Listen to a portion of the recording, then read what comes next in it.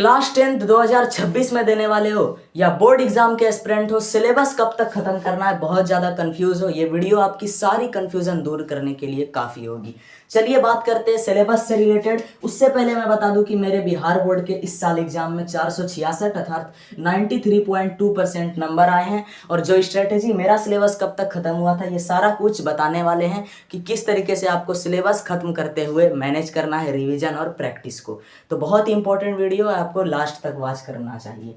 सबसे पहले हम लोग बात करते हैं कुछ टाइम की। जैसे कि मान लो अभी आप ये वीडियो मई लास्ट में देखोगे या जून स्टार्टिंग में देखोगे, कभी भी देख रहे हो। मैं एक पॉइंट मार रहा हूँ नवंबर, ये मत समझना कि नवंबर में सिलेबस खत्म करना है, बिल्कुल नहीं, नवंबर। और एक पॉइंट मैं मार रहा हूँ फरवरी, और इसको मैं एक तीर से दर्शा रहा हूँ, और एक तीर से मैं दर्शा रहा हूँ मई से नवंबर को। दरअसल बात यह है, मैंने नवंबर को इसलिए चुना क्योंकि नवंबर में होता है आपके फाइनल बोर्ड एग्जाम के जैसा ही डेमो एग्जाम स्कूल में, जिसको हम लोग बोलते हैं सेंटअप एग्जाम। अर्थात बिहार बोर्ड के अनुसार नवंबर वो समय है जिस समय आपका सिलेबस खत्म होने के साथ साथ आपको चीजें रिवाइज भी होनी चाहिए, ताकि आप इस डेमो एग्जाम को अच्छे से दे सकें। डन है। तो अब हम लोग बात करते हैं, ये जो सेंटअप का एग्जाम होता है ना, इससे पहले आपको सिलेबस भी खत्म करना है और कुछ चीजें रिवाइज भी करनी है, क्योंकि नवंबर से फरवरी का जो ये टाइम पीरियड है, इसमें मुश्किल से 1 महीना आपको रिवीजन पे फोकस करना है। ये जो 2 डायमंड, बार बार मैं जो बोलता हूँ 2 डायमंड मंथ्स, उसमें आपको केवल और केवल सेल्फ टेस्ट और सेल्फ प्रैक्टिस करनी है। वो कैसे करनी है वो भी बात करेंगे। सबसे पहले बात करते हैं, अगर आप मई या उससे पहले या जून या उससे पहले अपना पढ़ाई स्टार्ट कर चुके हो तो बहुत अच्छी बात है, आप एक बेस्ट ट्रैक पे हो। लेकिन अगर आप अभी तक स्टार्ट नहीं करे हैं तो भी कोई प्रॉब्लम नहीं है, आप स्टार्ट कीजिए। बस आपको थोड़ा ज़्यादा मेहनत करना पड़ेगा, थोड़ा फास्ट रहना पड़ेगा। गर्मी छुट्टी पर बात कर लेते हैं। जून से गर्मी छुट्टी हो चुकी है। मैंने आपको जो सिलेबस के लिए टिप्स और ईयरली प्लानर दिया है फुल, उस टिप्स का, उस स्ट्रेटेजी का यूज़ करके अगर आप लोग फुल फोकस करते हो जून के महीने में, तो आप कम से कम 1 या 2 सब्जेक्ट का सिलेबस इजीली कंप्लीट कर सकते हो। और अगर आपको नहीं भी करना, आप कर लो तो बहुत अच्छी बात है, वरना अगर आप सब कुछ मेंटेन करोगे रिवीजन वगैरह, तो आराम से आप अगस्त से सितंबर तक सिलेबस कंप्लीट कर सकते हैं, नो प्रॉब्लम। मैं ये क्लिप बाद में रिकॉर्ड कर रहा हूँ क्योंकि मुझे क्या था कि थंबनेल लगा दिया था, इस कारण से आपके साथ धोखा नहीं कर सकता मैं। तो आप नेक्स्ट वीडियो का जो और पार्ट है वो देखनी हो। सितंबर तक आपको सिलेबस कंप्लीट करना है। अब बोलोगे भाई जब टीचर ही नहीं पढ़ाएगा तो कंप्लीट कैसे करेंगे? तो देखो, आपको आना है ऑनलाइन में, और ऑनलाइन में अगर आप देखेंगे तो बहुत सारे ऐसे बेस्ट टीचर हैं जिन्होंने अपने पिछले कोर्स में, उससे पिछले कोर्स में बेहतरीन पढ़ाया है। एग्जाम्पल के लिए, मैंने जहां से अपना सिलेबस अगस्त में कंप्लीट किया था, अगस्त लास्ट होते होते, वो चीज़ें थी डीओसी का 2024 वाला बैच। यस, मैंने डीओसी के 2024 वाले ओल्ड बैच के लेक्चर देखे थे संजय सर के, जो कि 2025 के लेक्चर से 10 टाइम्स बेटर हैं। ये मैं प्रूव करके दिखाऊंगा इस वीडियो में। चलो, सबसे पहले तो आपको बिल्कुल अपने आप पे ये सोच लेना है कि सिलेबस कंप्लीट करना है। फिर चाहे जहां से लेक्चर मिले, जहां से रिसोर्सेज मिले, आपको किसी भी तरीके से खींचते जाना है, खींचते जाना है। एक बार अगर आपने सितंबर तक अपना सिलेबस कंप्लीट कर लिया तो आपके पास प्योर 2 मंथ है, अक्टूबर और नवंबर, केवल और केवल रिवीजन करने के लिए, केवल और केवल क्वेश्चन बैंक लगाने के लिए। प्योर 2 मंथ है, इसमें आपको कोई मॉडल टेस्ट, सेल्फ टेस्ट नहीं लगाना।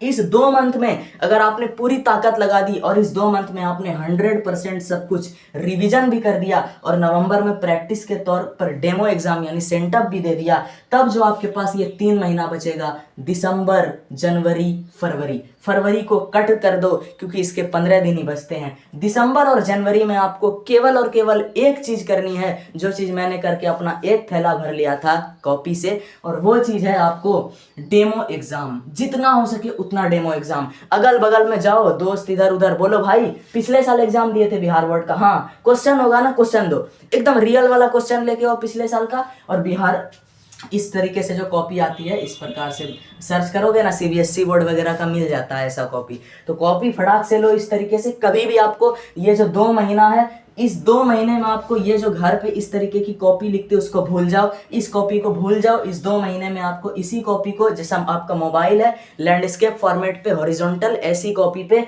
बेहिसाब प्रैक्टिस करना है। जितना बार मॉडल एग्जाम दे सकते हो, जितना बार मॉडल पेपर लगा सकते हो, जितना बार डेमो टेस्ट दे सकते हो, जितना बार डेमो एग्जाम दे सकते हो, ये 2 महीना आपके पूरे एग्जाम देने के लिए है। ऐसा मान लो, आपको ऐसा नहीं सिर्फ एग्जाम देते जाना है, खुद को ट्रैक भी करना है कि मेरा कितना बन रहा है परसेंटेज, ठीक है।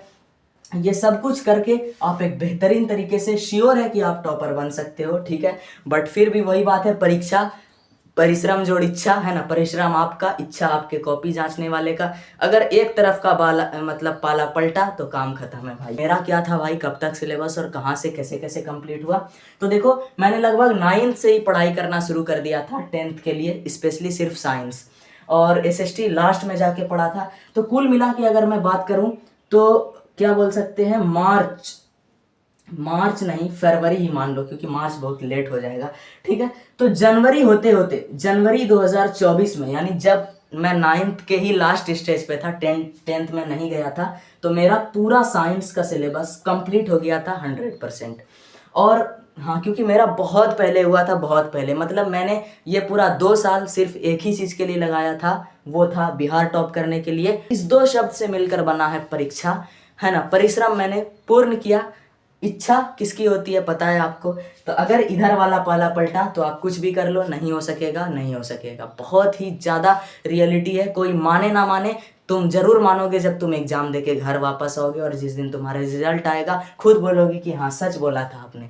जनवरी 2024 यानी 10th में एडमिशन कराने के 3-4 महीना पहले अपना 10th का पूरा साइंस का सिलेबस कंप्लीट कर लिया था, और स्टिल इसके 1 से 1.5 महीने के अंदर अंदर मेरा 10th का पूरा एसएसटी कंप्लीट हो गया था, ठीक है। ये बात भी आपको डन है। रही बात मेरे 10th के मैथ की, तो मैथ मैंने थोड़ा लेट में शुरू किया था 10th का, यानी कि अप्रैल से शुरू किया था, और जुलाई लास्ट होते होते, अप्रैल से शुरू किया और जुलाई लास्ट में या अगस्त का मिडिल बोल सकते हो, मेरा मैथ भी कंप्लीट हो गया था। रही बात मेरे लैंग्वेज सब्जेक्ट हिंदी और उर्दू की, तो इसको कंप्लीट करते करते मुझे अगस्त लास्ट और कुछ सितंबर लास्ट ही हो गया था मान लो।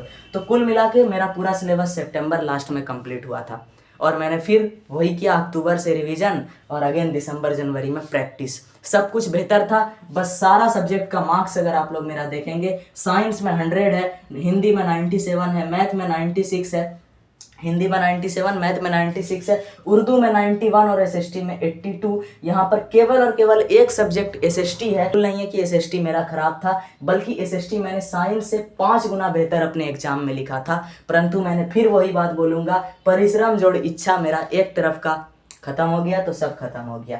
धन्यवाद। वीडियो के ज़्यादा से ज़्यादा शेयर कीजिए।